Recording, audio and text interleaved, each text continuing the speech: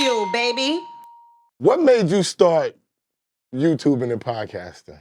Come on, Ray. I got tired of seeing. Well, for me, Yo, come on. it was a lot. It was a No, whole, it was a no, whole lot of say shit. it. Let that Okay, hammer go. for me, it was. I got tired of seeing people who were talking about the music industry that wasn't in it. I Me think, too. and I told this to Joe. I told me and Joe when he did my show. I said I felt like the executive version of him. I think people cared about what he said because they knew he did it. And I feel like it's kind of like I'm kind of like Shannon Sharp of music, where it's like I actually played in the game. I have the #1 song in the world right now. Check Billboard right now at this very moment. It's All My the Life? John Cook record. Oh, but you had the All My Life All My too? Life record, yeah. We have the rap record of the year. So I have all these records that's under that I'm a part of, and you know, I just got tired of watching people that didn't know talk. And me, I care. I care about the people. So for me, and not only that, I think that podcast is the new version of hip hop to me. Like I'm not being I'm not like I know this might sound like I was being silly. I really like, oh, that's Space Ghost. No, I'm not being funny because No, you don't I'm not understand. being No, funny. let him say it. Yeah, Let him I'm say it. gonna Let me tell you why. I'm gonna tell you why. Because I'm watching, like, it's like I'm piecing the story together. So I'm watching, like, so mind you, Esso my bro. So now I see Esso post on his story a picture of Mav Hoffa with laughing emojis. So at that moment, I gotta go watch that entire interview because he posted. I wouldn't know what the fuck he laughing at. So then I see him talking about y'all and this, and then they like, did the Tony Yayo thing? And I'm like, hold on, what? And then I'm like, bigger. And then so now I'm literally, and every time I hear, I'm like, man, none of this shit work without Space Ghost. It ain't him, it's Space Ghost. And I'm like, who the fuck? And I'm like, this nigga gotta be some motherfucking genius podcast nigga, my nigga. Why they keep saying this nigga name? Like, he made niggas. So that's what I'm trying to say. He made niggas. For real. But that's what I'm saying, though. So for me, that's some WWE shit to me now. I don't even know who you are, but because I went down this rabbit hole, I'm interested in the character. Yeah. Don't do that. You a little bit higher than Shane. Vince, nigga. You just ain't put your face on. You Vince right now. Don't. No, but here's the thing, though. Yeah, But here's the go for it, thing, though.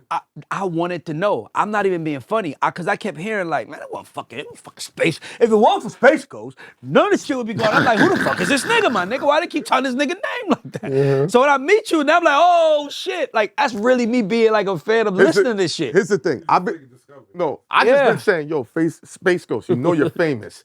He's like, yo, why do you always troll me? And then Esso be like, nobody cares, huh? Where you coming up with these ridiculous things? Nah. And as time keeps going, we went and sat down with Rod Strickland. He's like, you're Space. I'm telling you, bro, I wasn't even being funny. I keep saying it. Rod By the did way, say that's that. dope that you got a name. Yes. That's dope as a Space Ghost powerful nigga. It name. ain't like Michael Record. It's like, no, this nigga named Space Ghost, nigga. This nigga's in the future, my nigga. Who the fuck is this nigga, my nigga? So I'm telling you that. But the reason why I got on podcasting was because I just got. So for me, here's the real reason. That's like the ego reason. Here's the real reason. I believe the future of this world is going to be rooted in community. And I believe that everyone is going to have their own community. If you pay attention, this is where all the celebrity is coming from. There's people who are like leaders of these small communities of people that follow and are like them. So I remember thinking, I can go get another job or I can build my community. I'd much rather build my community because if you get 50,000 people in your community and you getting $1,000 a month, that's 50,000 you're making a month from your own community of people. And you get to dictate what we do and how we do it. So like you guys, I'm a part of the Bagfuel community. I'm a subscriber. I'm a part of the fucking community, my nigga. Like I watched, I pay attention. So I'm invested in, nigga, I met you for the first time. I want to hug you because I'm like, nigga, Heineken, But you here's don't the even know crazy I'm part. watching you, my I was nigga. supposed to meet you at South by Southwest. He had walked out right before you Literally, walked I in. had a venue, and the event was supposed to start at 12.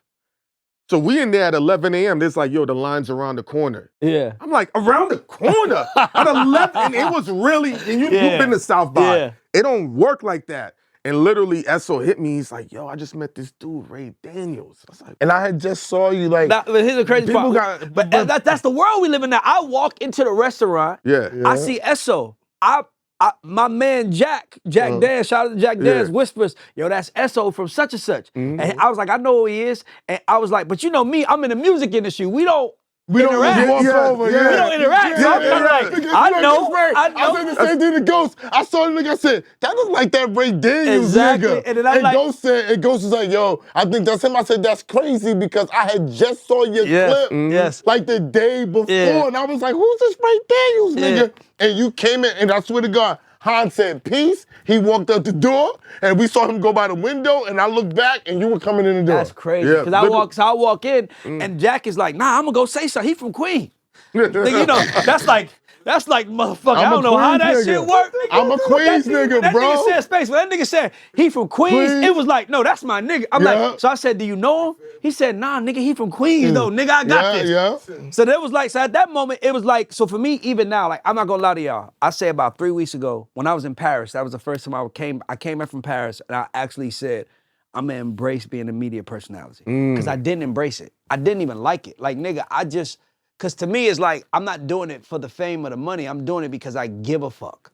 And so for me, it's like, but I still, like, dog, like right now in my studio, I got one of the biggest girl groups in the world at my studio in Atlanta right now recording their album with my entire team. So the music is my wife, but this media shit is the bitch I love.